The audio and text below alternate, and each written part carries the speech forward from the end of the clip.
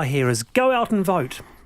Well, what's happened in international right-wing politics is that there has been a deliberate attempt to reduce voting rates amongst the young because it works against the interests of the old. Right. We've got Dr. Sylvia Nissen, who's a lecturer in environmental politics at Lincoln, and actually a big book coming out, Student Political Action in New Zealand, published by Bridget Williams Books. Dr. Nissen, kia ora, welcome to the panel. Kia ora. Oh, well, do you want to respond to both what Mihi and Bernard have said there? Some big issues there. I would just say it's a bit of both, and I talk about it as certainly for the students that I spoke to, it was very much desires for different types of politics. So yes, there was this frustration with the political status quo, but it was also more than that. They wanted different forms of politics, and I think that's very much what Mihi saw with her children. But also we have to be careful with throwing around words like apathy, and it really doesn't reflect the enthusiasm that the students I spoke to, when they spoke about the issues that mattered to them. Apathy doesn't really reflect that, but it also turns our focus away from how the practices of our institutions and organisations might be sidelining their interests. And as Bernard referred to, it can also be self-fulfilling, and there's a real risk if we say it enough that students will start to believe it, and it can deliberately be used to suppress participation. But do they know that by making an active choice not to vote, they are effectively making themselves irrelevant? I think the interest is very much there, and it's to go out. I mean, the challenge is there really for those in political office to go out there and try and capture that, and to capture that imagination that is there already. Because I've spoken to people around, particularly local government politics, which is incredibly relevant now for younger people when they're thinking about climate change and housing affordability. The big decisions around those two areas are going to be made not by central government, but by local government. Can I build a house there? Should I have a railway instead of a motorway? And I often speak to mayors and councillors, off the record when they've had 3 coffees or 2 beers, and they say to you, I actually don't care about the young because I know they don't vote.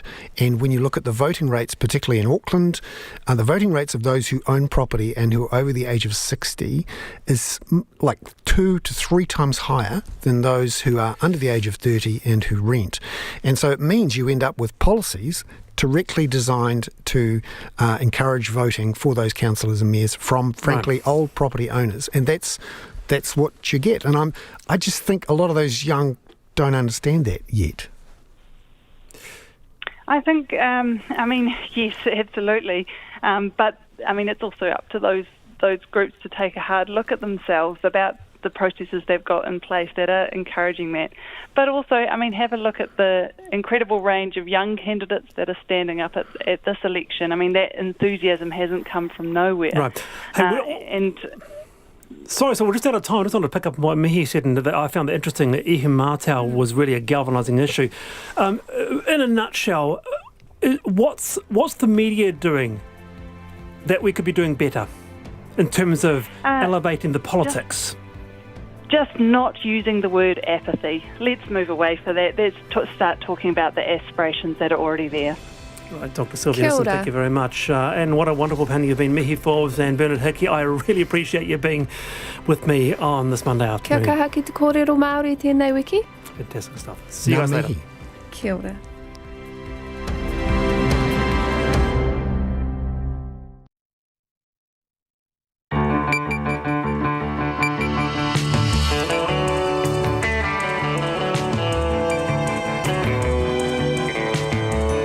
Whakarongo mai koe ki te reo irirangi o Aotearoa. This is Checkpoint on RNZ National. Ko Lisa Owen Takuingwai. Tonight, New Zealand Rugby has a new boss as the All Blacks jet off to the World Cup in Japan. We talk live to Chairman Brent Impey. Have our spy agencies got intelligence gained through torture? The Prime Minister expresses deep disappointment at the handling of bullying allegations at Parliament. Council elections turn nasty, very nasty, with racist and sexist abuse levelled at a Hutt City candidate. Allegations of a mates club and bullying from high up in the police force. What does it mean for victims of crime? Kua te mata te wiki o te reo Māori and the South Auckland public loos that are just crap. RNZ News at 5. No mai, haere mai. Good afternoon, I'm Paul Brennan. The Prime Minister is refusing to express confidence in the Labour Party president, saying she's concerned and frustrated about how allegations against a staffer have been handled. The spin-off website is reporting a Labour Party staffer committed a serious and sustained sexual assault on a 19-year-old volunteer early last year. Jacinda Ardern says when the allegations first arose, she was assured by the party that they were not sexual in nature. She says recent news reports have caused her to question that, and a QC will provide her with an independent assessment. I am deeply concerned and incredibly frustrated by the process that is being undertaken by the Labour Party, but also obviously by the nature of the allegations. I was informed in the very beginning that the allegations made were not sexual in nature. That is obviously directly counter to what is now being reported. Jacinda Ardern says the man at the centre of the allegations has not worked on site at Parliament for a number of weeks. A former police officer says bullying in the police is having an impact on the public as well as the organisation. RNZ has talked to more than 25 people who have been victims of bullying or witnessed it in the police, and they say it's a widespread issue led by senior staff members. A former detective told RNZ it stems from an abuse of power. And on occasion, they say witness statements have had to be retaken because a bullying boss wasn't happy with the wording of a report. They say it can force someone at times to rehash traumatic events when there was nothing wrong with the first statement. The police are reviewing their complaints procedures. The Police Minister Stuart Nash declined an interview. A Hutt City Council candidate has had racist and sexist slogans and swastikas scrawled on her billboards, and she says she was accosted when she went to fix them. Shazli Rashid says her election signs have been singled out and repeatedly attacked in the Hutt Valley suburbs of Taita, Wingate and Stokes Valley, north of Wellington. Ms Rashid says when she went to clean them up, a man verbally abused her in front of her children. She says he told her the signs would continue to be attacked and there was no way she would be elected to council. The police are deciding what's needed to stop further attacks. More than 4,000 people gathered in Wellington today for the first of 6 Māori Language Week parades across the country. 20,000 people have registered to take part, the largest response organisers have ever received. Wellington's Mayor, Justin Lester, says it's encouraging seeing so many young people celebrating Te Reo Māori. He says it should be compulsory at schools. I don't think there's anything more important than learning a big part of our country's history, its culture, its language and its Indigenous people. So for me, it's a bit of a no-brainer. Justin Lester, the Mayor of Wellington. The number of measles cases in Auckland has jumped by 25 since Saturday. The Auckland Regional Public Health Service says the number of confirmed cases in the city now tallies 944, with 650 of those in South Auckland. Auckland's Medical Officer of Health, William Ranger, says the magnitude of this outbreak could not be predicted due to a lack of information about immunisation rates in people over 15. I'm still concerned because this is a very significant outbreak of measles, and measles is a significant illness. I'm encouraged because there is a huge amount of vaccination going on. Dr William Ranger says the result of a nationwide stocktake of measles vaccines will be known later today. Nationally, in the current outbreak, there have been 1,131 cases of measles. Residents of the South Auckland suburb of Mangere are demanding action from the council after having to make do with damaged toilets for 8 months. A storm lifted the roof of the public toilet block at the Mangere Town Centre back in January. Only minor repairs were made, and every time it rains, water gets into the women's toilets, making the floors slippery and a health and safety hazard. 3 weeks ago, the leaks got so bad in the men's toilets, they had to be closed. The town centre manager, Dave Fearden, says he's tired of the lack of urgency from the council. Auckland Council says it's seeking approval from the local board to bring forward plans to completely replace the roof. A severe weather warning has been issued for the Coromandel and Western Bay of Plenty today, with heavy rain expected over the next 18 hours. Met Service says from an hour ago until 11 tomorrow morning, up to 110 millimetres of rain could fall. Forecaster Gerard Barrow says up to 20 millimetres could fall hourly, causing streams and rivers to rise rapidly. People need to be aware of the impacts that could have. It could cause service flooding and it will make driving conditions difficult. Northland had 300 lightning strikes in 1 hour this afternoon and large pieces of hail fell. NIWA says there were about 800 strikes across the upper North Island and offshore. A cordon on Victoria Street in central Christchurch has been lifted. The cordon was set up between Beeley Avenue and Salisbury Street after a gas main was struck just before 3 o'clock this afternoon. Fire and Emergency says gas technicians are still checking for any residual gas in the area. It's 5 minutes past 5. On to RNZ Sport now. Former All Black and newly appointed New Zealand Rugby Chief Executive Mark Robinson has highlighted the need for World Rugby to do more for Pacific nations. Robinson was today named as long-time New Zealand Rugby boss Steve Chew's successor. Robinson says World Rugby, the game's international governing body, needs to do more for Tier 2 nations such as Fiji, Samoa and Tonga, who struggle to field their top teams, as players are often under pressure from their European clubs not to play for the countries. Robinson says that was evident in the All Blacks' thrashing of Tonga.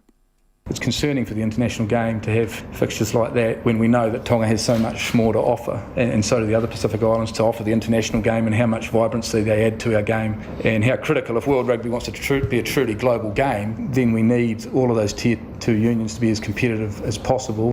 Mark Robinson there. Spain's Rafa Nadal has moved to within one Grand Slam title of matching great rival Roger Federer's all-time record with victory in the US Tennis Open in New York.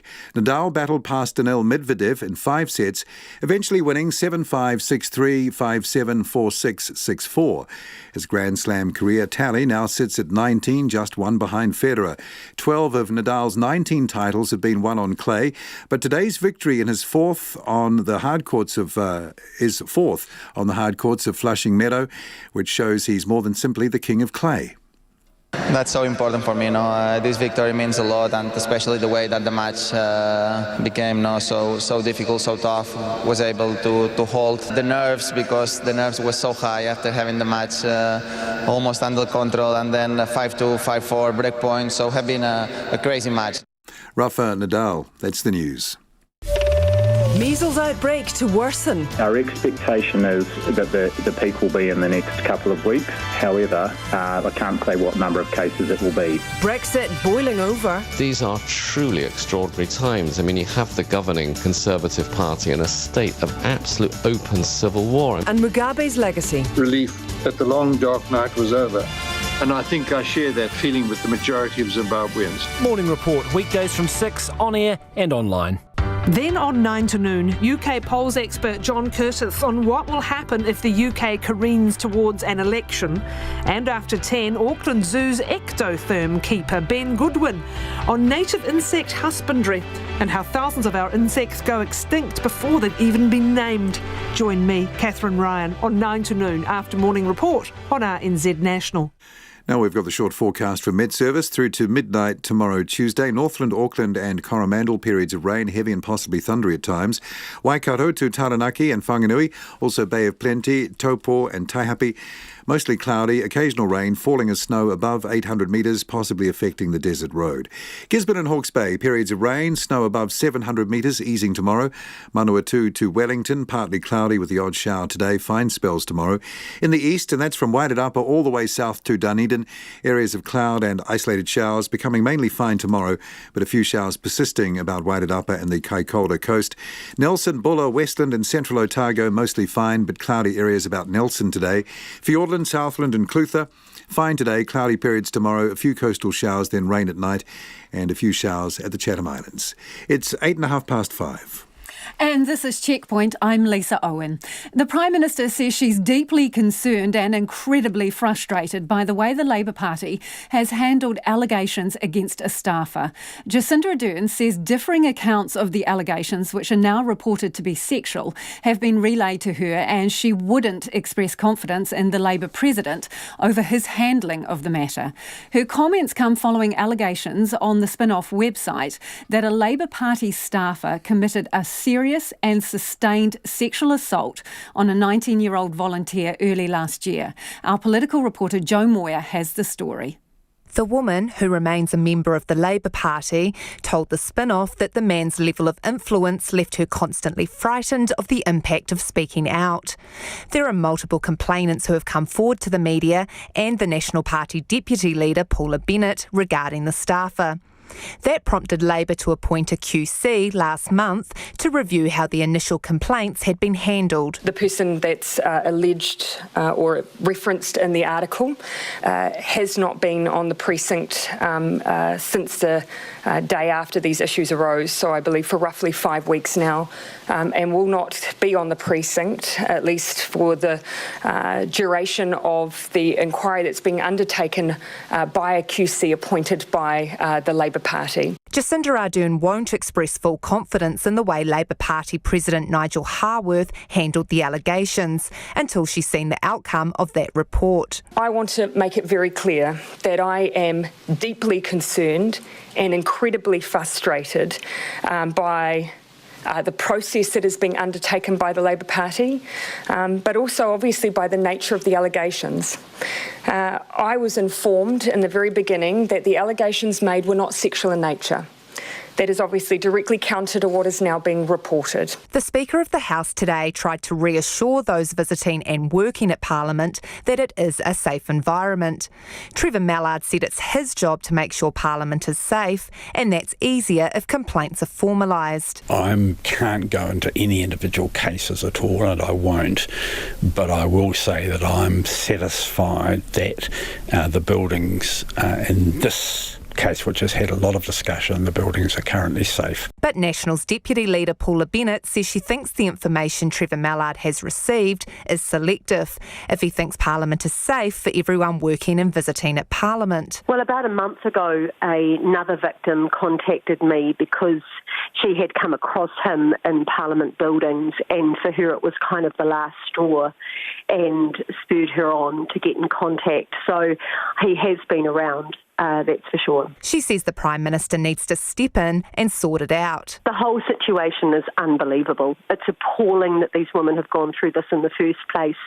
They've then gone forward to people that they trusted, that they thought would take them seriously. And every time I get more information, I can't believe how badly it is being handled. And it's simply not good enough. It needs urgency, it needs the seriousness that it deserves. Neither Trevor Mallard nor Parliament's General Manager had received any complaints related to the allegations. My job as Speaker is to ensure that there are safe working conditions for people who are working here and it is safe for visitors. Clearly that is a lot easier if there are complaints. If anyone is feeling unsafe, is if they can formalise that would be useful. Jacinda Ardern expects it could be at least another 4 weeks before the QC's report is delivered. From Parliament for Checkpoint, Jo Moyer. Do let us know your thoughts on that. How well do you think the Labor Party has handled that situation, and is Parliament a safe working environment? You can text us on 2101, tweet us at Checkpoint RNZ, or email checkpoint@rnz.co.nz. The man set to take the helm of New Zealand Rugby says there's no quick, easy fix to improving support for Pacific Island rugby. Former All Blacks and Crusaders midfielder Mark Robinson has been confirmed as the successor to Steve Chu, who will step down in December after 12 years in charge. The 45-year-old from Taranaki beat out 84 other applicants for the position. A former chief executive of Taranaki Rugby, Robinson has been on the New Zealand Rugby Board since 2013 and been the board's delegate to World Rugby since 2014. He told sports reporter Clay Wilson he's already focused on the challenge of growing youth rugby. One thing we need to do is be able to be, very flexible and adapt quickly to the need to do that.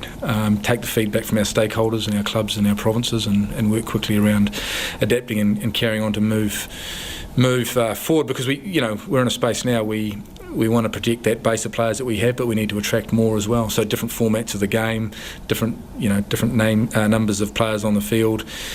Being more open to just ensuring a game takes place sometimes is probably more critical than having to worry about the number of players on the field or the way the rules are refereed, for instance. And I think we've got to create, I guess, a situation where we're more flexible and open to what our customers or our players and our participants are saying, rather than just have a set way of playing the game and roll that out to them and say, here, take it or leave it, sort of thing. Inclusion's always also a big topic at the moment. How do you tackle the challenges around that space relating to rugby in New Zealand?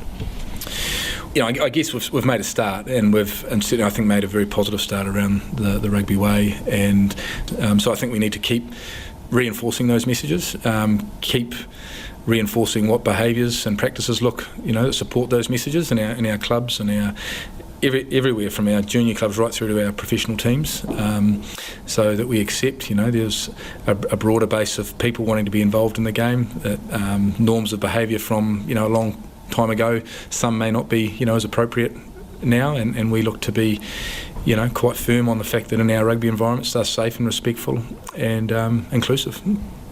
The issues around Pacific rugby, especially now that we're at a World Cup, have come to the surface again more prominently, overcoming the barrier of, some certain obstacles there. Do you think that your involvement, a new face, perhaps you might start to help initiate some change in that area? I mean, you guys would obviously like to see things start to change and Pacific rugby get a little bit more help.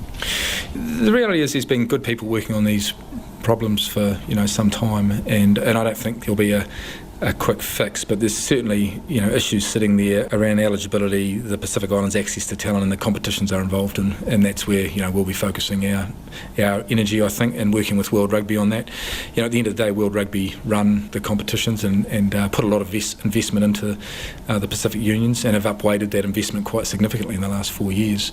So we have to challenge ourselves: is that working? Is the investment we've made the right thing to do, or do we need to do it in conjunction with some other strategies, I suppose? And certainly, as I just said, eligibility and competitions are two things standing out when you saw the games on the weekend, especially that probably need to be addressed. So and then outside of working with World Rugby, we've got to, I guess, challenge ourselves to what else we might be able to do. And we've been challenged on the number of games we've had with Pacific nations in the last few years, their involvement in Super Rugby, those sorts of things. We've obviously been challenged with.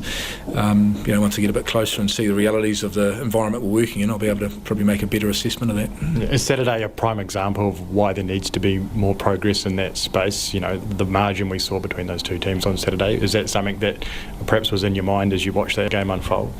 As I say, we've known this for several years that we need to do more to support the Pacific, but it really crystallised, doesn't it, when you watch a proud rugby nation like Tonga go through that game and know that in the background, they possibly don't have all the support and resources that they could. So it's something that we'll continue to work through. There'll be no quick easy fix, but certainly the Rugby World Cup brings it to a head in terms of all those nations and all the people meeting around. Meetings at that time will be discussing these sorts of things, so hopefully immediately off the back of World Cup we get some traction. Mark Robinson speaking to Clay Wilson there after he was confirmed to take over as the Chief Executive of New Zealand Rugby. Meanwhile, the All Blacks' journey to a potential third straight Rugby World Cup title has officially begun. After a 92-7 thrashing of Tonga in Hamilton at the weekend, the New Zealand squad departed Kiwi shores this morning bound for the tournament in Japan. Reporter Clay Wilson and camera operator Claire Easton-Farrelly were there as the two-time defending world champs took off for Tokyo. A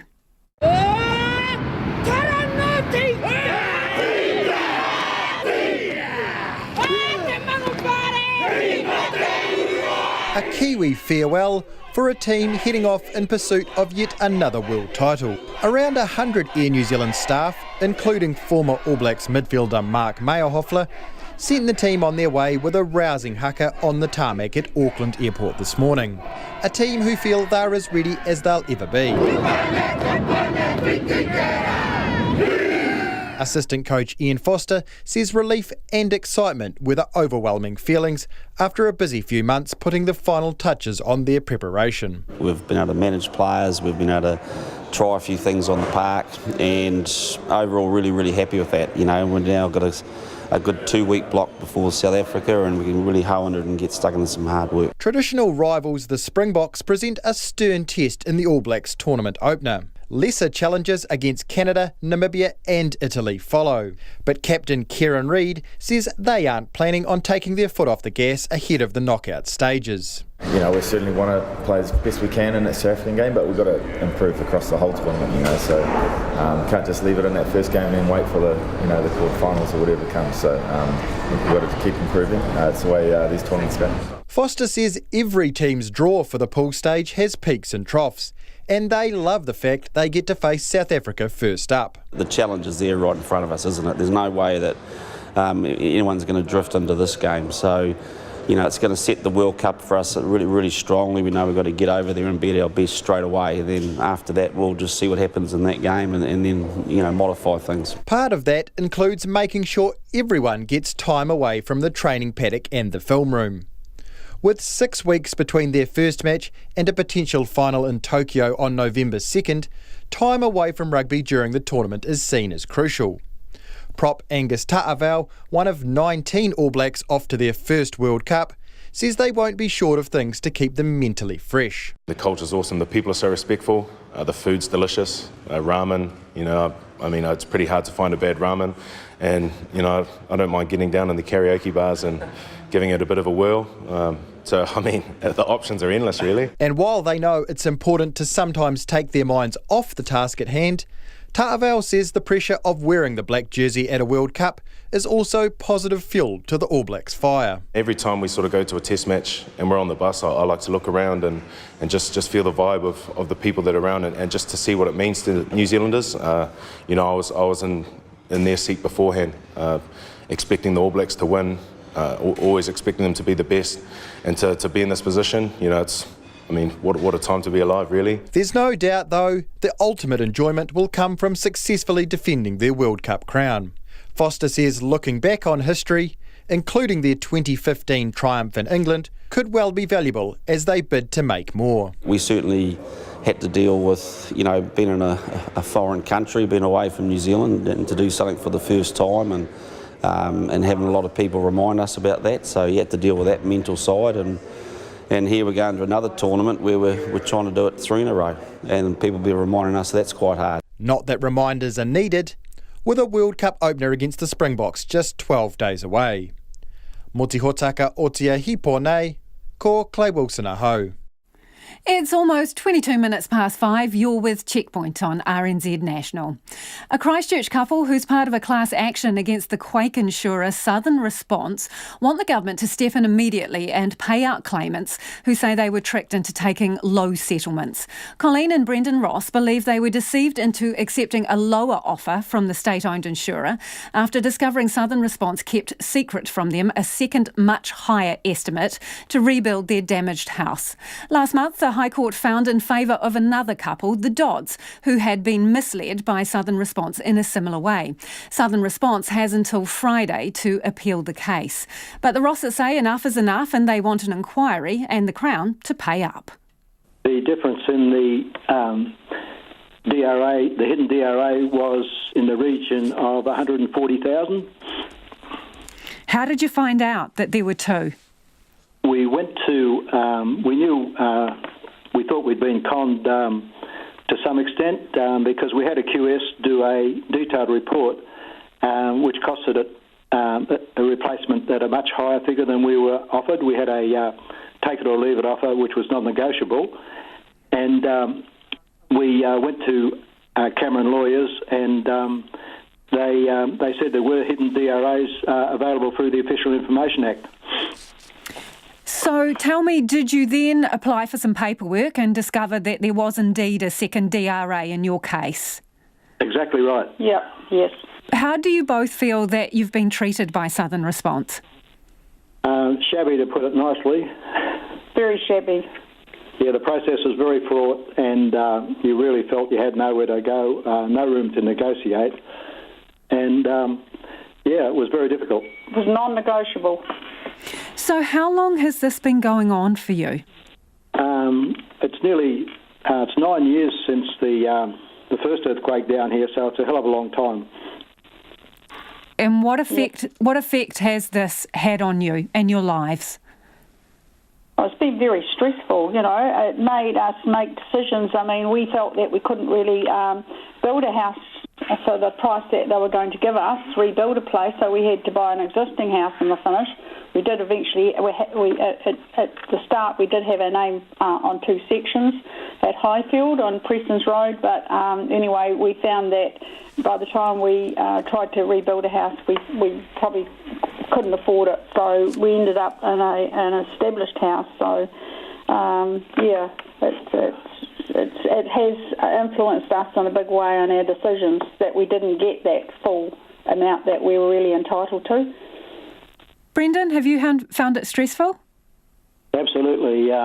It takes a toll on such a long process. You feel like you're in a boxing ring, and 1 minute you're on the canvas, next minute you're up again, but very, very fraught, and it wore a lot of people down. So I'm sure you were watching with great interest Carl and Alison Dodd's case. What would you like to happen in light of that court case that found that Southern Response misled and deceived them? What do you think should happen now? I think the government should step up to the plate and finally deal with this Southern Response issue. We admired their courage, and we were quite emotional watching it all unfold. Yes. And we thank them very much. But end of the day, it'd be nice to think they could get together with Southern Response and the government and put an end to this whole process. And what would putting an end to it look like for you? Getting compensated for the stress and for the money that we really should have received, and legal fees, because I mean we could. That's why we've gone to a class action with Grant Cameron, because we couldn't have afforded to have done it ourselves. So we admire the Dodds for going and doing it privately. So they've paved the way for us, and it sounds like they've been through a real ordeal. Having to go to court, and Alison was saying, how she was treated she felt as if she was a criminal, really, having to go through the court case. So we are not really looking forward to having to go down that track after hearing the emotional story from the Dodds the other night, which we really admired them for going the whole way. How do you put a value on the stress that you have experienced during these years? I don't think you can quantify it easily. It was very, very hard initially, of course, especially after we saw Southern Response for the first time. You feel like you're sort of trapped. But as for putting a value on it, Lisa, I just couldn't do that. It's beyond figures, I tell you. But I really think that there should be an investigation of who was at the very top, who instructed the people below them at Southern Response to minimise the payments. There must be something that's not right from the top ministers. Brendan, do you think there should be an inquiry as well of some sort? Oh, absolutely. I think there's been a process followed there by Southern Response, a deliberate process. Treasury, of course, were part of the Southern Response team. They were supposedly very closely involved. And I think the money's been the main issue. And once they embarked on that track, of course, they didn't want to turn back. But the two subsequent court rulings, Supreme Court, High Court, have vindicated that there was something seriously wrong. So I think there should be some explanation for the public, especially considering all the grief that people have had to put up with. Do you think that this was a money-saving exercise, pure and simple? I think that sums it up very well. Absolutely, definitely. And what do you think of that, if that is the case? Well, I think the injustice is that half of the people have been paid out for the concealed page, and the other half haven't. So where's the justice in that for a start? No. That's just not fair. And I think the rest of New Zealand should be thinking about this, because, I mean, if that fault line goes, there could be a lot of catastrophes there, and there could be more problems as far as insurance goes. So really, it does affect the whole of New Zealand. Yeah, we should be learning from this and putting the rest of New Zealand on a safe footing going forward. And that was Colleen and Brendan Ross. And in a briefing to incoming EQC and Southern Response Minister Grant Robertson, Treasury flags to him the cost of the Ross class action, the Dodds judgment, and the cost of settling with unsold homeowners. Checkpoint requested comment from Southern Response CEO Anthony Honeybone, but he was once again unavailable.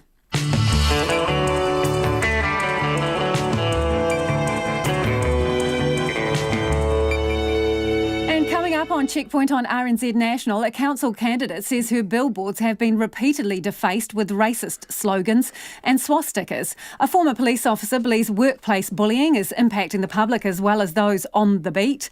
And thousands of people in the Bahamas are still missing a week after Hurricane Dorian made landfall. We'd love your feedback. What do you think of Mark Robinson's appointment as the new CEO of New Zealand Rugby? Or are you a Southern Response customer? Do get in contact. You can text us on 2101. You can tweet us at Checkpoint RNZ, or you can email us at checkpoint@rnz.co.nz. We're getting some feedback on the Prime Minister's comments this afternoon. This is about allegations regarding a staffer at Parliament, allegations of sexual assault, and the Labour Party's handling of that. Roger's got in contact to say the PM is being disingenuous by implying her hands are tied as regards the allegations by a staffer. He goes on to say that hiding is worsening the situation of the complainants. It stinks. Also, Sue's been in touch to say Labour has handled the sex scandal badly, as did National, with allegations against Jamie Lee Ross. And she goes on to say Paula Bennett is a hypocrite.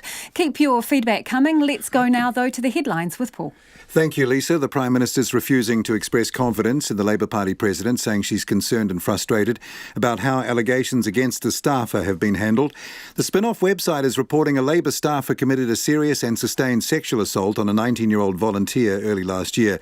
Jacinda Ardern says when the allegations first arose, she was assured by the party that they were not sexual in nature. She says recent news reports have caused her to question that, and a QC will provide her with an independent assessment. A former police officer says bullying in the police is having an impact on the public as well as the organisation. RNZ has talked to more than 25 people who have been victims of bullying or witnessed it in the police, and they say it's widespread, a widespread problem led by senior staff members. The police are reviewing their complaints procedures. The Minister, Stuart Nash, has declined an interview. A Hutt City Council candidate has had racist and sexist slogans and swastikas scrawled on her billboards, and she says she was accosted when she went to fix them. Shazli Rashid says her election signs have been singled out and repeatedly attacked in the Hutt Valley suburbs of Taita, Wingate and Stokes Valley, north of Wellington. Ms Rashid says when she went to clean them up, a man verbally abused her and told her there's no way she'd be elected. A group which filed a formal complaint about a racist letter to the editor in the Gisborne Herald is happily surprised the Media Council ruled in their favour. The council ruled that a published letter to the editor in the Gisborne Herald was gratuitously racist. Online comments were published in the letter to the editor in response to an article about a petition by the Ropu Kaimau against the 250th commemoration of Captain Cook's first voyage. And former All Black and newly appointed New Zealand Rugby Chief Executive Mark Robinson has highlighted the need for World Rugby to do more for Pacific nations. Robinson was today named as long-time New Zealand Rugby boss Steve Chew's successor. Those are the headlines. Thanks, Paul. If you're just tuning in, this is Checkpoint and I'm Lisa Owen. Time for business news now with Nona Pelsier. Hi, Nona. So, the capital markets, there's been a review and there's 40 plus recommendations for change? 42, actually. Right. So, what are the highlights? Well, there's 18 that they want to focus on firstly, and they're interesting. Some of the recommendations have to do around KiwiSaver. One of the things, one of the first recommendations on the list is, not that they're prioritized in that way, just to be clear, is that there should be self-directed KiwiSaver funds, and that KiwiSaver should be able to choose more than one single provider. At the moment, you basically tick a box, I want this kind of a fund, and this is my manager, and that's it. And it's pretty much hands-off from there on.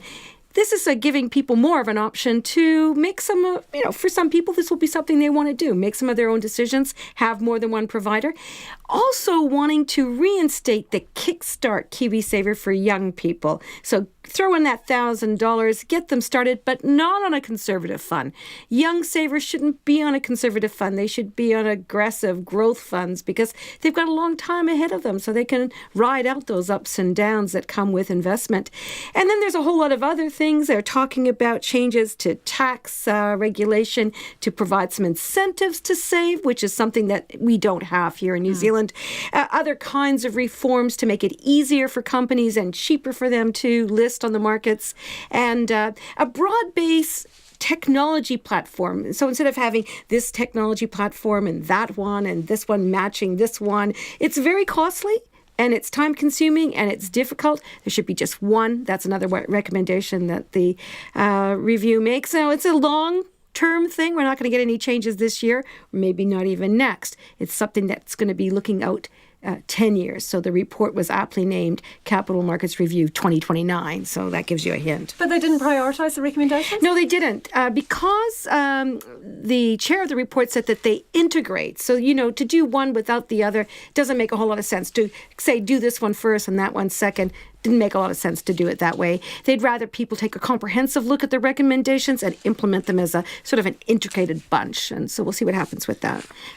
Hey, so good news coming out of Gisborne, my hometown. Is that right? I did not know that that's your hometown. Yeah, wow. So it's come out on top of a review of the region's economic performance. So the ASB does a quarterly review of the regions and looks at various things like sales, retail sales, car sales, house sales, looks at jobs, labour growth, that kind of thing. And Gisborne has come out on top.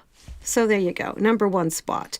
But I have to tell you, Wellington is just nipping at the heels and looking to take up that first place. And also Northland is doing really well. Now, the dark side of all of this is that log prices are down, so that could put damp down the enthusiasm in those markets, Gisborne and Northland. But overall, they are star performers. Well, that's interesting because those two regions are normally singled out for negative statistics. Well, I have to say, so is the West Coast, and I tell you, it's the worst performing in this. The West Coast is. Yes, it is indeed. And Auckland, 10th equal there down the bottom. So, all right, any happy news from the markets then, Nona?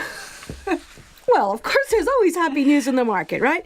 Okay, so our index, it fell only slightly. That's only 16 points, and that's a bit because the market's still a little uncertain. So 16 points down, that's not much, to 11,203.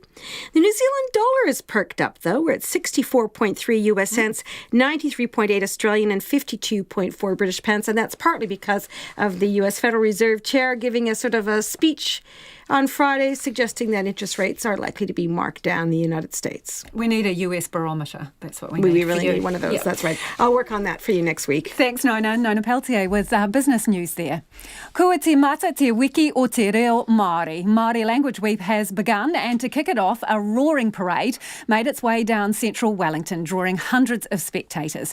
20,000 people have registered to take part in 6 parades across the country this week to celebrate te reo, the biggest response organisers have ever had.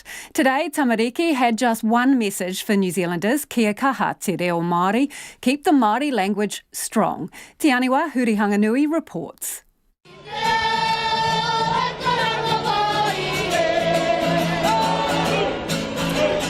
Wellington came alive today as more than 4,000 people snaked their way through the CBD, chanting, singing and showing off signs encouraging people to kōrero Māori. The theme of Te Wiki o Te Reo Māori this year is Kia kaha te reo Māori. Speaking in te reo, Wainanga Te Hau from Nainai Primary School says the language is a taonga and they're here to celebrate it. Kua ehea tau mātou e whakarite ana I tēnei wiki hei whakatairanga I te reo. Mātou te hapori o Nainai, he tino taonga tō tātou reo ki a tātou, ka tika me tai mai ki te whakanui tēnei kaupapa. According to the 2013 census, 148,000 people reported they were able to hold a conversation in te reo Māori. 125,000 of those identified themselves as being Māori. But tamariki from Tairangi School in Porirua think te reo Māori should be spoken by all New Zealanders. The language, anyone can speak it, it's easy to learn. Anybody could really speak Māori because our rōpū spreads out. We all normally go on the same waka. You think all New Zealanders should be on the same waka? Yes. What's so important about speaking te reo then? It's Aotearoa's natural language, and you get to represent all the cultures that you get to speak. Wellington Mayor Justin Lester agrees with them. He stands by his long-held position that te reo Māori should be compulsory in schools. Te reo Māori should be compulsory in primary in particular. Why? Because it's a huge part of who we are. This is Aotearoa New Zealand. We're the only place in the world that has this taonga. Compulsory, the idea of that freaks a lot of people out. Why do you think that is? I'm not sure. I don't think there's anything more important than learning a big part of our country's history, its culture, its language and its Indigenous people. So for me it's a bit of a no-brainer. He says many young people support that vision. It's tūmeke. It's great to see all the kids here, the tamariki, the rangatahi. They're here because they know this is the future of New Zealand. They're proud of Te Reo Māori, and it's great to see them celebrate Te Wiki o Te Reo Māori.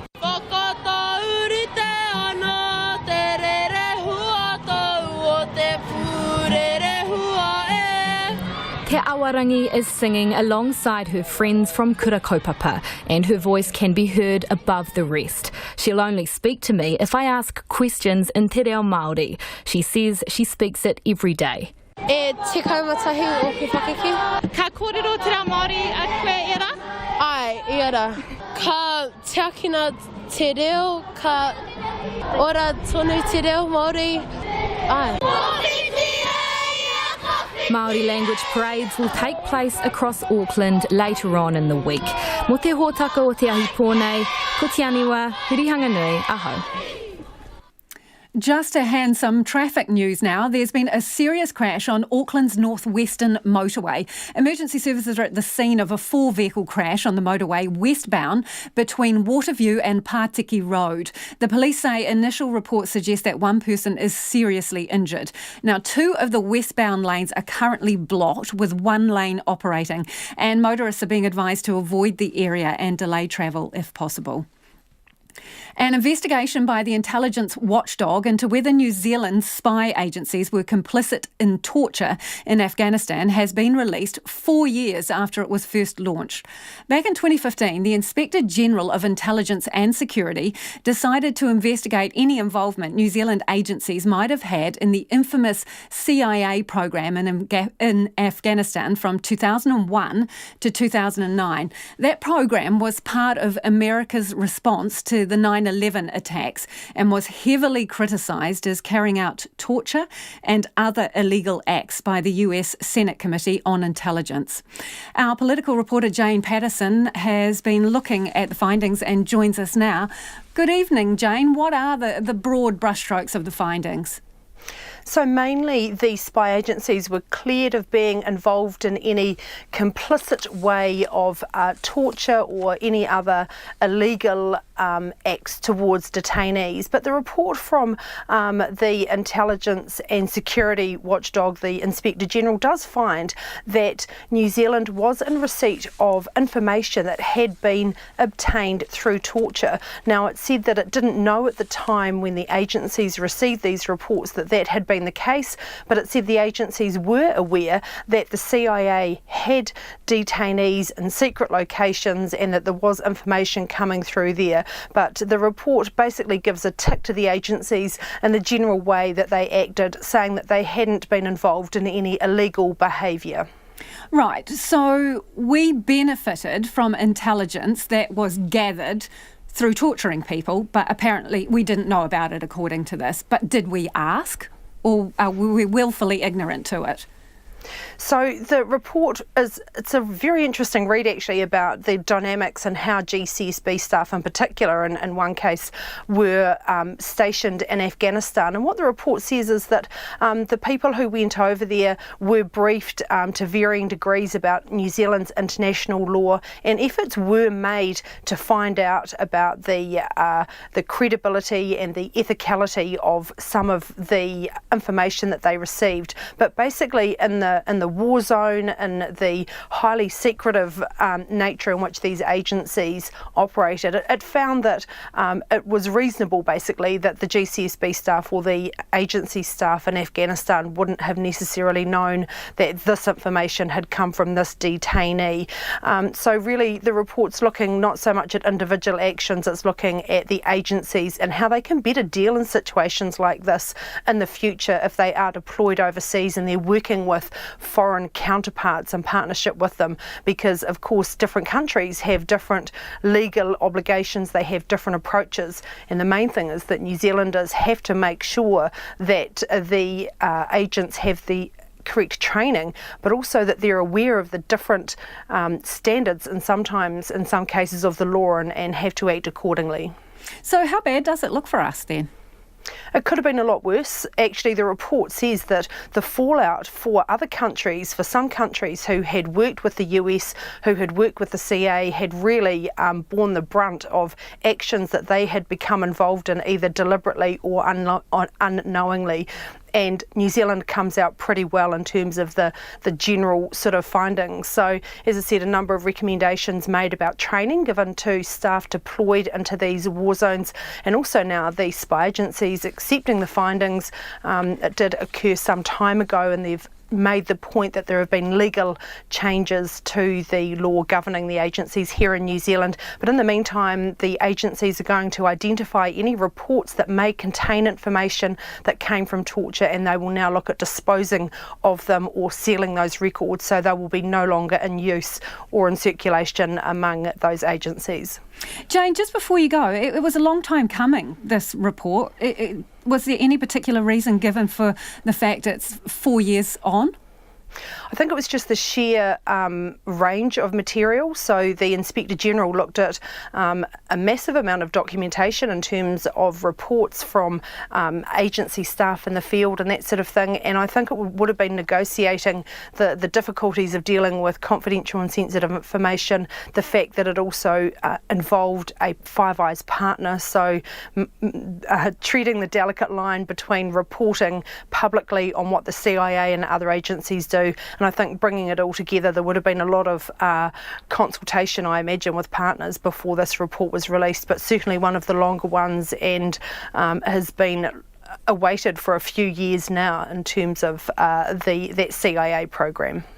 Thank you, Jane. Jane Patterson, our political editor there, joining us from Parliament.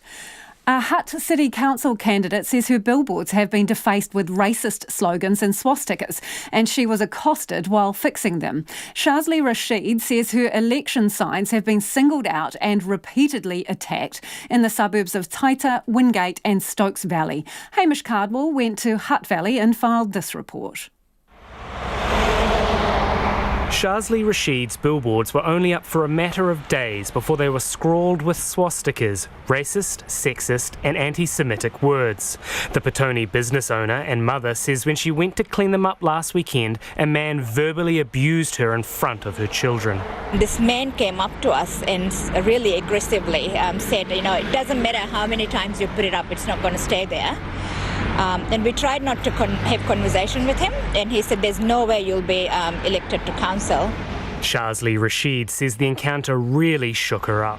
That was quite scary to be confronted like that with so much aggression, which I have never had that happen. She says she's spoken to the police about the encounter.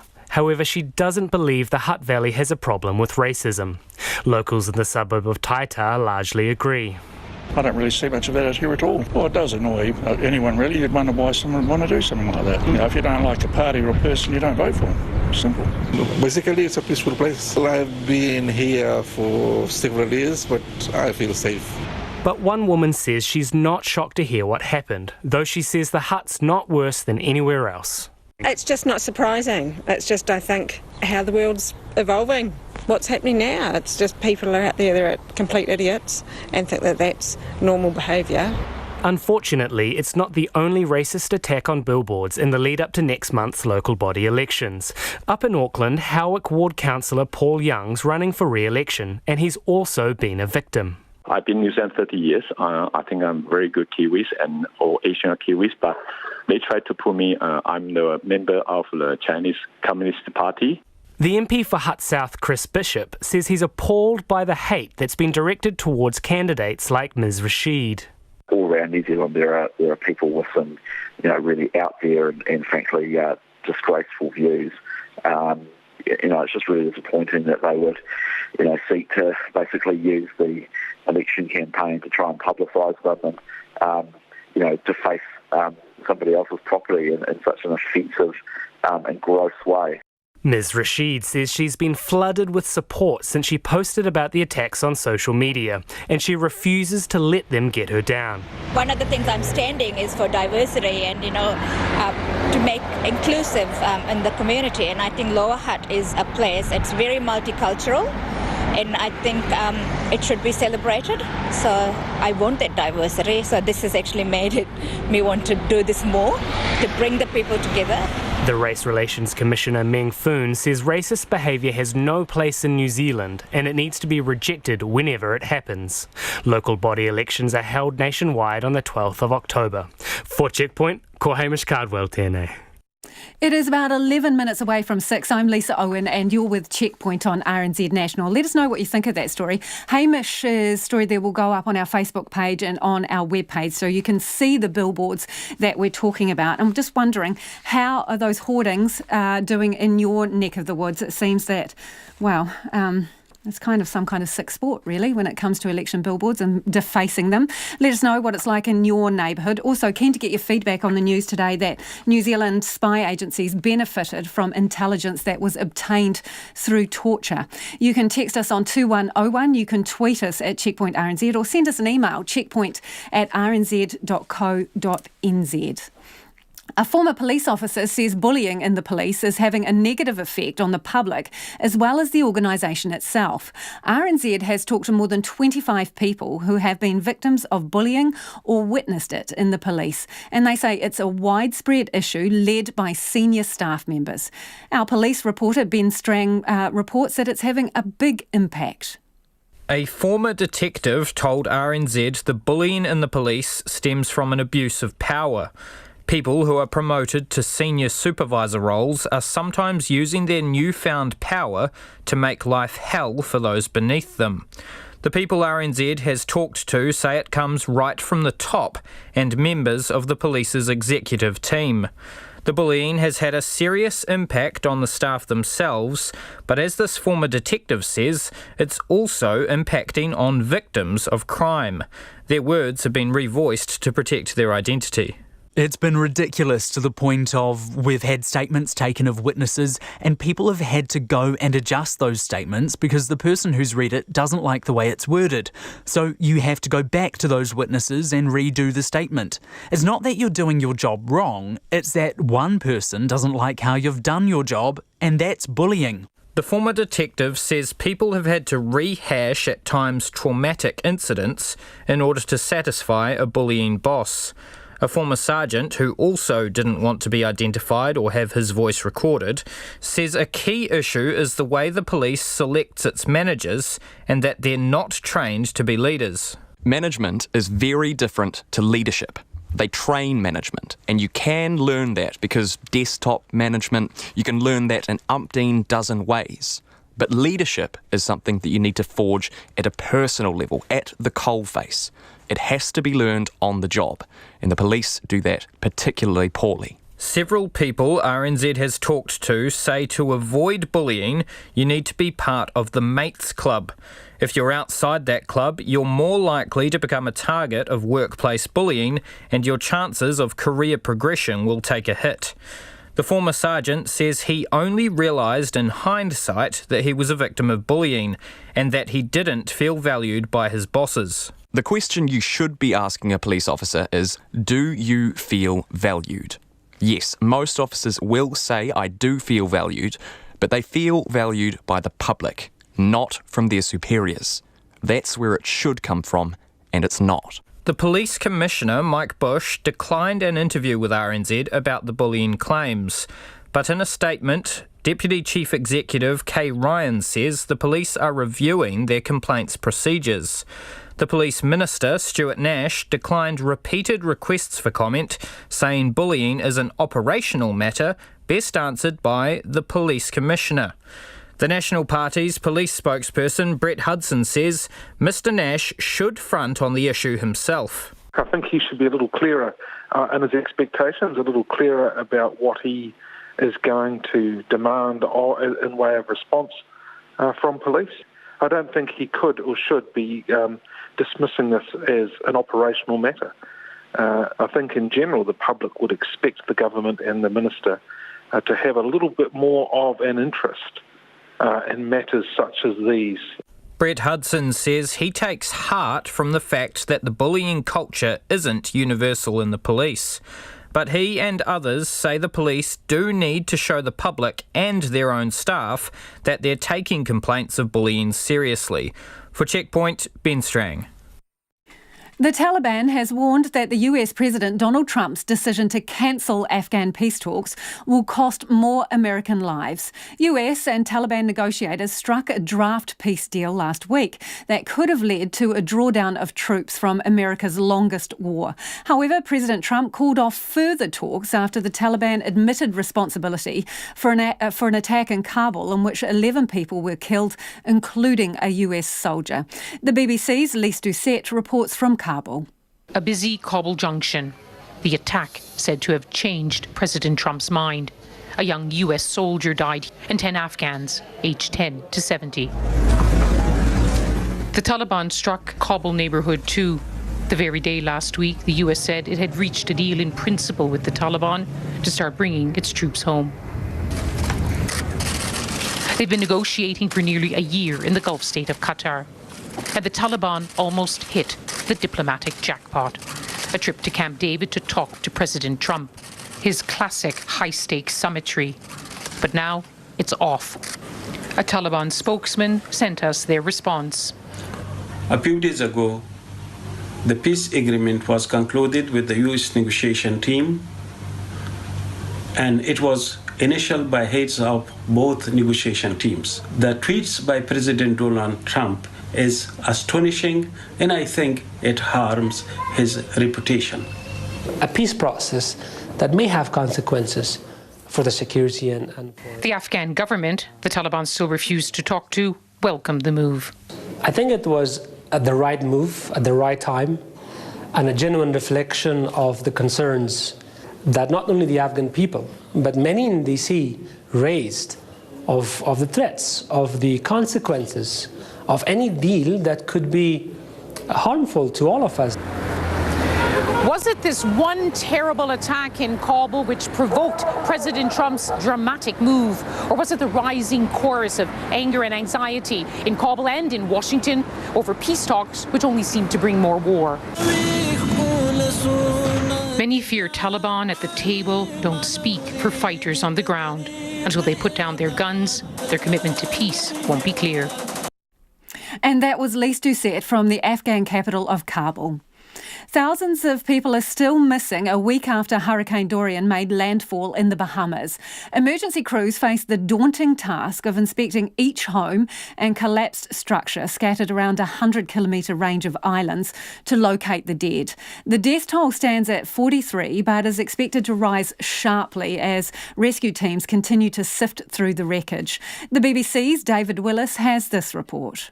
They're making sandwiches as fast as they can aboard this Caribbean cruise ship, all part of a massive effort to get food and water to those who bore the brunt of Hurricane Dorian. Logistically, it can be quite challenging to have a meeting where you're asked or sort of told, we need to get at least 10,000 portions of food to the Bahamas within 24 hours. Make it happen. And happen it did, yet still more is needed. 70,000 people are said to be in urgent need of food and water on the islands of Abaco and Grand Bahama a week after Dorian arrived there. In some areas, virtually every building has been damaged, if not destroyed. One family there told us they've lost everything. We went back the morning after the storm, and the water just would appear that it went over our roof. The whole house, the interior is gone. It's just completely gone. I lost everything. My children clothes, everything. I mean, everything. It's only a shell of a building. The building is standing, but everything is gone. Others are scrambling to escape as conditions deteriorate. Some have already been evacuated to the capital, Nassau, leaving behind an island without water or electricity and where the stench of death is filling the air. Hundreds, possibly thousands, are still missing.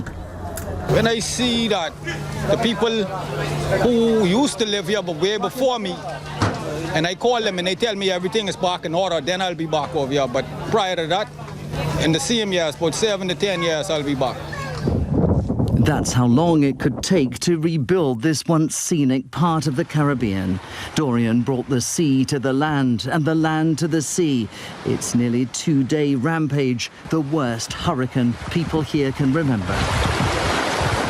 Having weakened since then, Dorian has now reached Canada, bringing heavy rain to Nova Scotia. From there, it's due to head out to sea, to the relief of those unlucky enough to have found themselves caught up in its path. And that was David Willis reporting. Just some time to do some feedback before the news at 6. A lot of you getting in touch about our interview with Colleen and Brendan Ross, who are part of a class action against the quake insurer Southern Response. Peter's got in touch to say the situation where a smaller amount of money was paid by Southern Response in relation to fixing homes is not unique to Southern. He says, my insurance company paid me at least $200,000 less than a builder that they had employed to cost repairs. I have both sets of quotes, and they have taken 10 to 15% off major items or just removed them. In the end, I was happy to get the money and go. Someone else says Southern Response is straight out stealing and must be treated as such. That from a person in Christchurch. And this one, Southern Response, is yet another example of the failed systems put together by the previous government and this government needing to handle and resolve the issues. RNZ News at 6. Good evening, I'm Paul Brennan. The Prime Minister is refusing to express confidence in the Labour Party president, saying she's deeply concerned and frustrated about how allegations against a staffer have been handled. The Spin-Off website is reporting a Labour Party staffer committed a serious and sustained sexual assault on a 19-year-old volunteer early last year. Here's our political reporter Joe Moyer. Jacinda Ardern says when the allegations first arose some weeks ago, she was assured by the party they were not sexual in nature. She says recent news reports have caused her to question that, and she won't express confidence in the party president, Nigel Harworth, until she receives a report from a QC investigating the way the complaints were handled. She says the staffer won't be on the Parliament precinct for the duration of the inquiry, which could take another 4 weeks.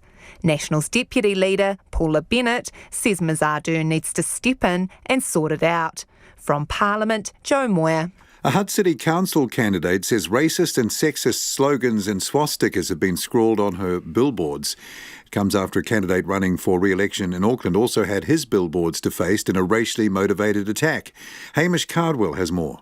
Shazli Rashid says her election signs have been singled out and repeatedly attacked in the Hutt Valley suburbs of Taita, Wingate and Stokes Valley north of Wellington. She says when she went to clean them, a man verbally abused her in front of her children. She says he told her the signs would continue to be attacked and there was no way she would be elected to council. Signs for Howick Ward Councillor Paul Young have also been scrawled on, with accusations he's a member of the Chinese Communist Party. The police are deciding what to do now about Ms Rashid's signs. This is Hamish Cardwell. Calls are growing to pay out Southern Response customers who believe they were tricked into taking low settlements. Last month, the High Court found in favour of a Christchurch couple, the Dodds, who had been misled by Southern Response. The Dodds believe they were shortchanged about $200,000 when they settled with the state insurer. Colleen and Brendan Ross are part of a class action against Southern Response and believe they were also deceived into accepting a lower offer. The Rosses told Checkpoint that enough is enough. They say that claimants should be paid what they're owed as soon as possible so they can move on with their lives. If successful, it's estimated the class action could cost the government at least $300 million. Southern Response declined to comment. The number of measles cases in Auckland has jumped by 25 since Saturday. The Regional Public Health Service says the number of confirmed cases in the city now tallies 944, with 650 of those in South Auckland. Amy Williams reports. Medical Officer of Health, William Ranger, says the magnitude of this outbreak could not be predicted due to a lack of information about immunisation rates in people over 15 years old. Over the last 2 weekends, nearly 4,000 people have got the MMR jab at pop-up clinics in Auckland. Even so, Dr Ranger says he's still concerned because this is a very significant outbreak of measles. Nationally, there have been 1,131 cases of measles. Dr Ranger says the scale of the outbreak is due to several factors, including housing conditions in South Auckland and an increased rate of transmission of the virus. The results of a nationwide stocktake of measles vaccines will be known later today. Ko Amy Williams, Tēnei. The UK government will in the next few hours ask MPs for a second time to agree to a snap general election and is again expected to suffer another defeat. It could be one of the last acts in the House of Commons before Parliament is suspended. The BBC's Jonathan Blake reports. Downing Street is billing today's vote as Labour's last chance to secure a general election and win its own mandate to delay Brexit. The government is expected not to reach the required two-thirds majority because opposition parties want to ensure there is an extension to Brexit first. With the government seemingly intent on finding a way around the law, forcing it to ask for a delay, there is plenty of speculation about how that might be done. One plan under discussion is to request an extension while at the same time making it clear to the EU that the UK does not want one. The aim being to prompt the EU to refuse the extension. Jonathan Blake at Westminster there. The Deputy Prime Minister Winston Peters has still not been given clearance to fly following an operation to his leg. Mr Peters received surgery for an old rugby injury 3 weeks ago. His office says the Deputy Prime Minister will be away this week but is due back on Monday. Thames Coromandel Civil Defence is warning people to be aware of heavy rain this evening and overnight. Met Service expects 80 to 110 millimetres of rain until 11 tomorrow morning, peaking at up to 20 millimetres an hour. The District Civil Defence Controller, Gary Towler, says it'll be wet and miserable and surface flooding may affect driving conditions. He's asking people to check the Transport Agency website for road closures before travelling and drive carefully. And a 4-car crash on Auckland's northwestern motorway has seriously injured one person and blocked 2 lanes. The police were called about 4:45 to the crash heading west between Waterview and Partiki Road. Only one westbound lane is operating and traffic will be backing up. The police are asking motorists to avoid the area if possible or delay travel. It's just after 6:05. On to RNZ Sport now. Spain's Rafa Nadal has moved to within one Grand Slam title of matching great rival Roger Federer's all-time record with victory in the US Tennis Open in New York. Nadal battled past Daniil Medvedev in 5 sets to take his Grand Slam career tally to 19, just one behind Federer. 12 of Nadal's 19 titles have been won on clay, but today's victory is his 4th on the hard courts of Flushing Meadows to confirm he's much more than the king of clay. The New Zealand women's hockey team feels it's finally got its mojo back after a disruptive 12 months. The Black Sticks have upset world number 2 ranked Australia in the Oceania Cup Series in Queensland to qualify for the Tokyo Olympics. Since winning gold at last year's Commonwealth Games, there's been a review into the team's culture, which led to coach Mark Hager stepping down. Veteran forward Olivia Merry says they've got their belief back. We probably haven't felt this way as a team probably since the Commonwealth Games, and it has been a big year sort of emotionally and mentally as well as physically. So I think, just really taking the time to get, team culture and all of that right is hugely important for us. Forward Olivia Merry there. And the Tall Blacks coach Paul Henare says his side is more than ready for Turkey ahead of their final match at the Basketball World Cup in China tonight. New Zealand are out of the main tournament but are now playing for a spot in next year's Olympic qualifiers after Sunday's 111-81 win over Japan.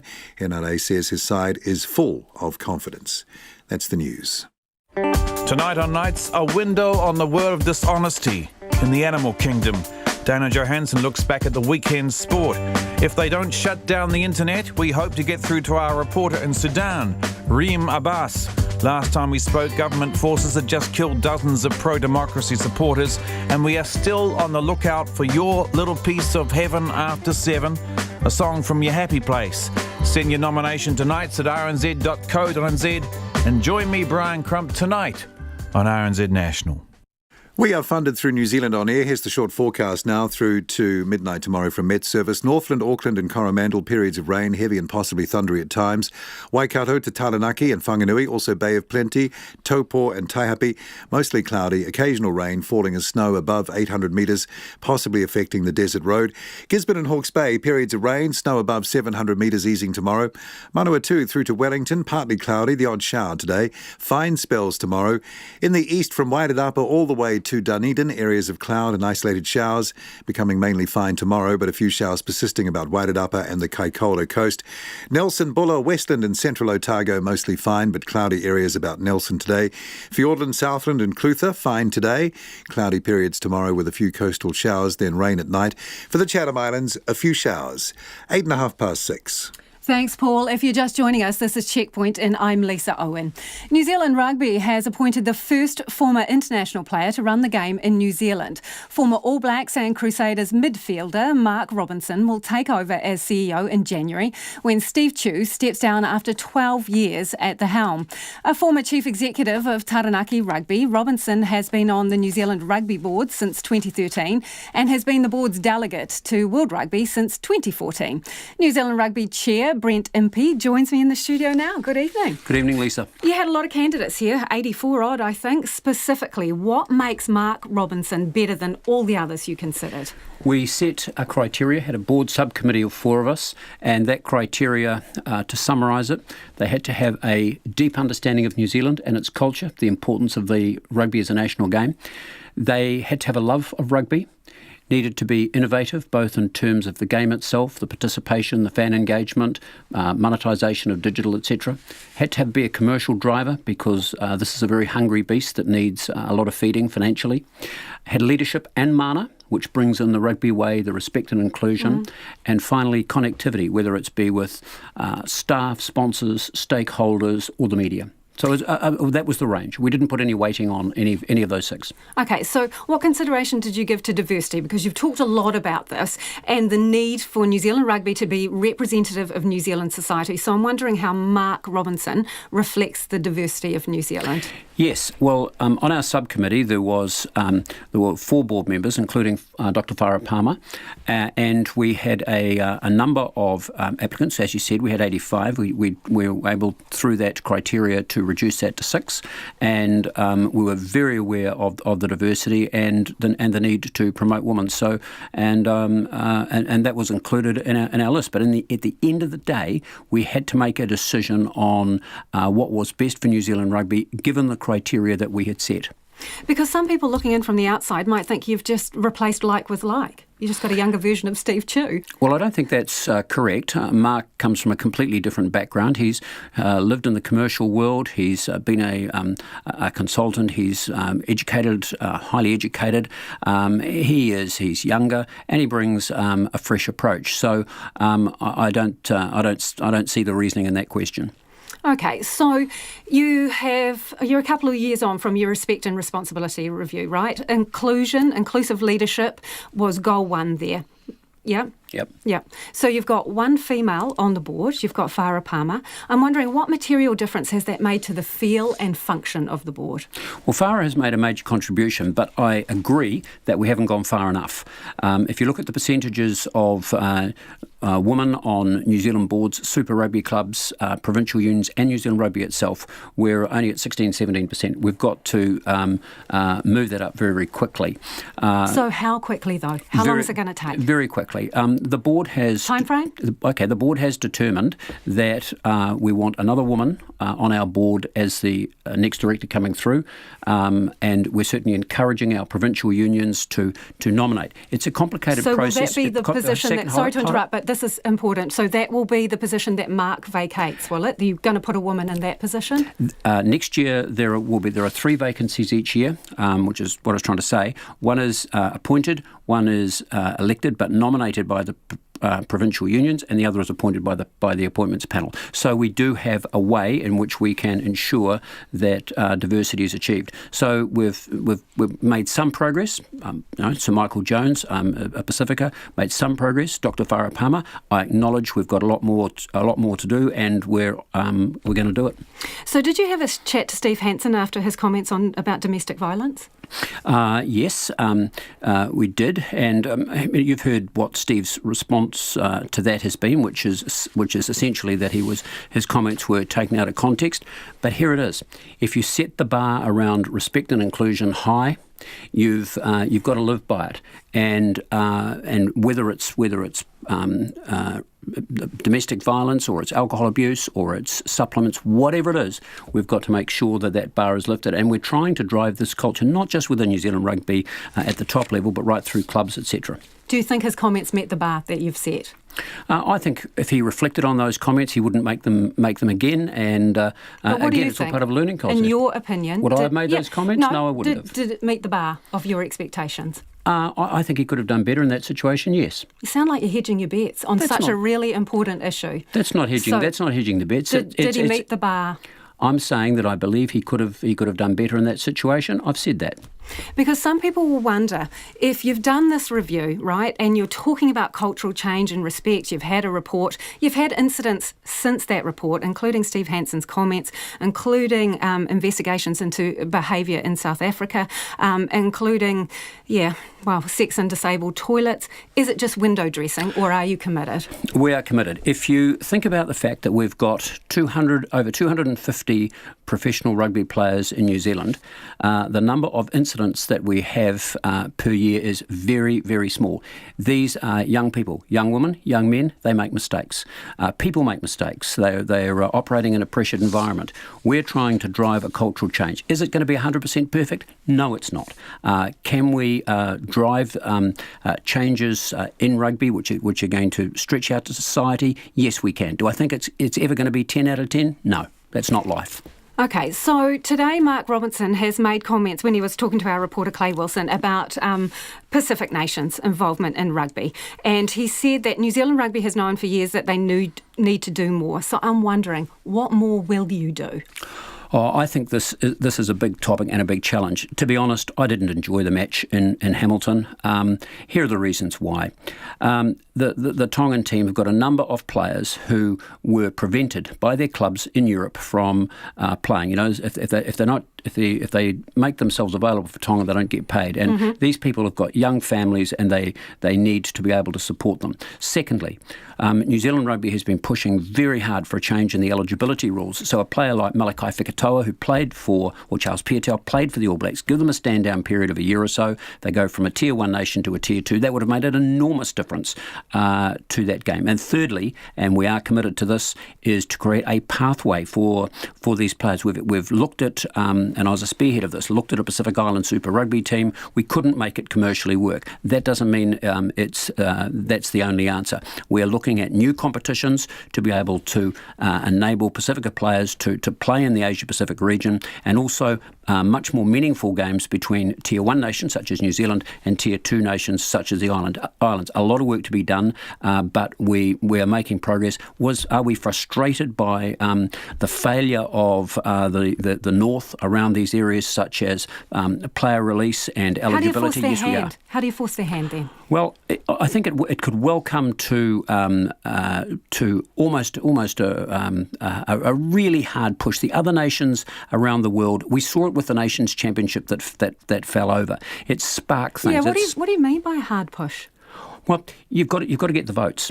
In the end, you've got to be able to get sufficient votes to change the rules, and that can be done more so these days because rugby has spread out. But to think that it's easy to knock off the home unions, who are far more traditional in their views than we are, is not straightforward. Can you get the numbers? I think we can, and I think that out of following this World Cup and following what I believe is that the gap hasn't got any closer in 25, 30 years between the Tier 2s, such as Tonga, and the Tier 1s. In fact, I think the gap's got wider. So we either do something about it, or in 2048, the Rugby World Cup will be played between the same 6, 7 nations as it's always been. So we won't see any expansion whatsoever. So we've got to get on and do it. And one of the things that will happen is that commercial drivers will start to impinge on it.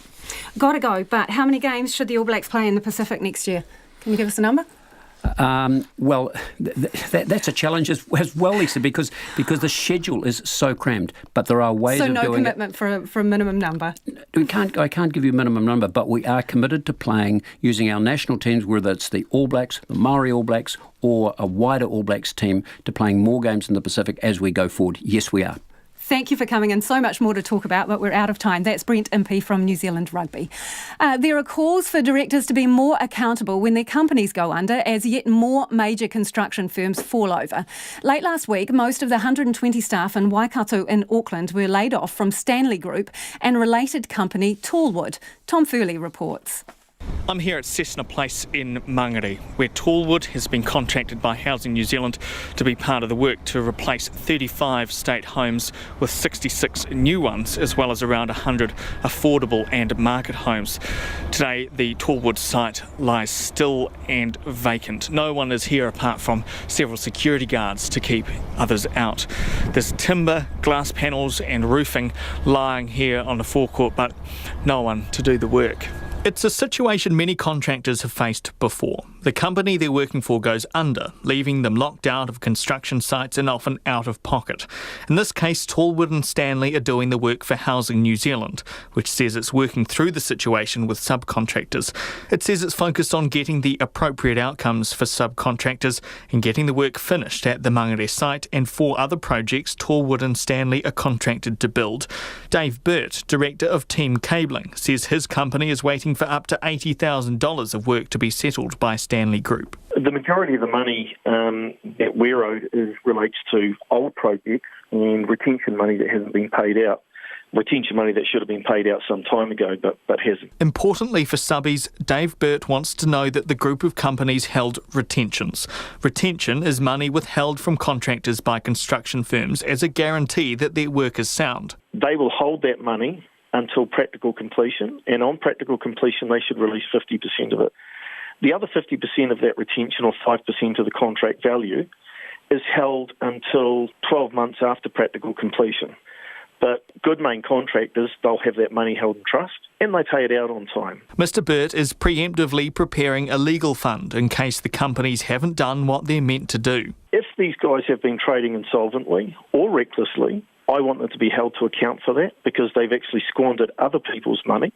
And if retentions haven't been held correctly, as they should be under the law, then we'll want to see that prosecuted as well. And so I said to these bunch of people, please don't go and try and do stuff on your own. Let's combine the force and we will actually put a decent fund together and actually be able to go and test this in court. He says he's already had more than half a dozen people contact about that plan, including those not involved. The directors of major failed construction firm Measles were ordered by the High Court to pay $36 million in penalties. The head of the Specialist Trade Contractors Federation, Graham Burke, wouldn't comment specifically on the Stanley and Tallwood liquidation. However, he said the industry group had been pushing for the government to look at penalties for directors who fail to follow the rules. The intention of that act was that any retention monies held by one party against another should be held in trust or would be deemed to be held in trust. The way the Act was drafted, that hasn't quite come out that way, and it would appear that directors who haven't been putting those funds aside have actually got away with it. So we would like to see the law changed so that there are actually penalties set in the regulations for people who misuse other people's money. The liquidator, Damien Grant, wouldn't say whether or not the companies had held retentions or give a figure of how much money is owed. However, he says there are just over 100 creditors, of which just over 20 are large with significant money involved. The liquidator's report is due out on Thursday. Mō te hōtaka o te ahi ai nei, ko Tom Furley tēnei. It's almost 22 minutes after 6 and you're with Checkpoint on RNZ National. Immigration New Zealand says it's not planning to waive fees for dozens of stranded foreign students to extend their visas. The students were left without a college when the Kiwi Institute of Training and Education folded last month before many students could have their final assessments marked. Some students say they are so out of pocket they're unable to pay for a visa extension while they wait, and they fear they may be deported through no fault of their own. Alex Perrottet reports. The Kiwi Institute of Training and Education, or KITE, went into liquidation last month and asked the NZQA for deregistration. Students were furious after their initial meeting with NZQA and immigration officials. There was no word about their marks or whether their assignments had even been collected, and they'd been told by Immigration New Zealand that their visas were no longer valid and they could be deported. Some of them had come from a previous school that had failed, and they are seriously out of pocket. Anu Kalotti from the Migrant Workers Association of Aotearoa says the students have been left high and dry, The visa fee should be waived, and the whole situation is hurting New Zealand's reputation.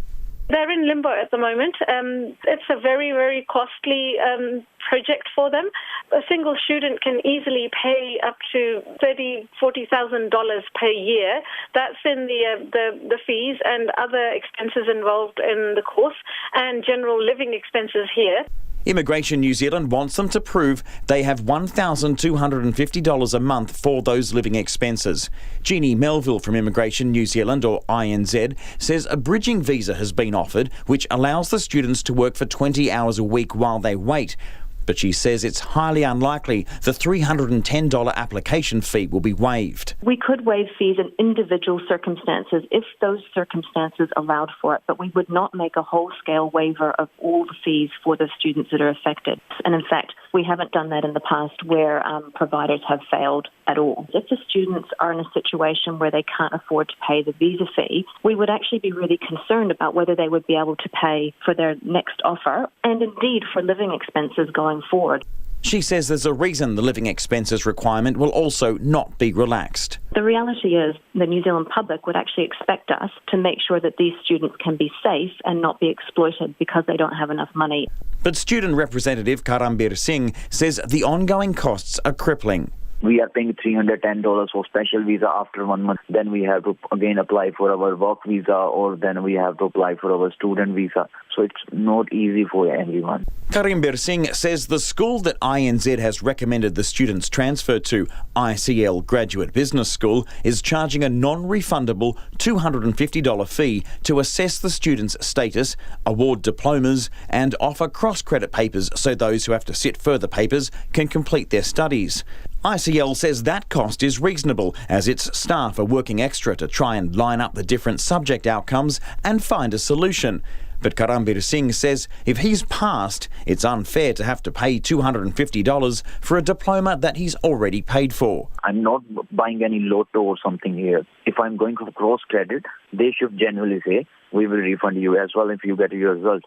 If I'm passed in my all of the papers, I have to go for my work visa. Why should I pay $250 to these guys? Labor MP Priyanka Radhakrishnan says she's forwarded the students' demands to the Immigration Minister Ian Lees-Galloway. Karambir Singh says he'll keep up the pressure on MPs and, if necessary, take his concerns to the Prime Minister's office. For Checkpoint, Alex Perrottet. Locals in the South Auckland suburb of Māori are fed up the council has not fixed their public toilets since they were damaged in January. The men's toilets in the Māori town centre have been closed for the past 3 weeks because of water damage and flooding. And every time it rains, water also gets into the ladies' toilet, making it a slippery health and safety hazard. Our reporter Jessie Chang went to take a look. So there are the toilets here. Panels have fallen off the roof at the toilet block and the wooden side is black with water damage. Metal fencing surrounds the block and the men's toilets are boarded up. Inside the ladies' toilets, water leaks from the ceiling. It's a picture of neglect and it all started 8 months ago. In January, when there was a big storm that came in and the whole roof was all lifted up, and then we had to call the fire brigade to come and just secure it for safety. That's Vinod Kumar, the chairman of the Mangere Town Centre Business Association. He says after contacting the council about the damage, they completed an internal report in March and agreed the roof had to be fixed. But since then, there's only been minor repairs. It is very frustrating for me as the chairman. Every day I'll have customers and I am the one who can give them the answer. Where's the toilets? Why it's closed? What's the problem? About 30,000 people come through the centre in a week, and one of the security officers there, Ruby Pahulu, says there are a lot of elderly visitors. Elderly people, they come here Monday to Saturday because they have activity here. They do Zumba. The dance and fitness class is extremely popular among locals and always draws a large crowd. Ruby Pahulu says having substandard toilets and slippery surfaces is dangerous, especially for the elderly. Some did sprain their ankle. It's literally an accident waiting to happen, isn't it? Most definitely, yeah. It's like a timing bomb. The town centre manager Dave Fearon says there are only 2 other toilet stalls near the bus stop. Portaloos have been put up to cater for any overflow. Mr Fearon has been working in Mangere for the last 11 years and says residents feel neglected and forgotten. When I go to the other town centres, I have a look at their toilets, and I was busy taking photos of the Westfield toilets. I had a chat to their staff. Every half hour the toilets are serviced. Everything was spotless. But unfortunately the level of service that we receive from the council is nowhere near that. And it's not just the toilets that are falling apart. So you can see the canopies haven't really been maintained for several years, and there's a lot of holes, and effectively they don't really keep out the water anyway. So we've been pushing for a much better canopy design. You can see here that there's no eaves, so any time the wind comes it just blows the rain straight in. Mr Fearon says there's also no changing area for babies. He says the people of Mangere deserve better. Auckland Council says it's working with the local board to bring forward plans to completely replace the roof, which were originally scheduled for 2020. I Mangere, mō te hōtaka o te ahi nei, ko Jesse Chang tēnei.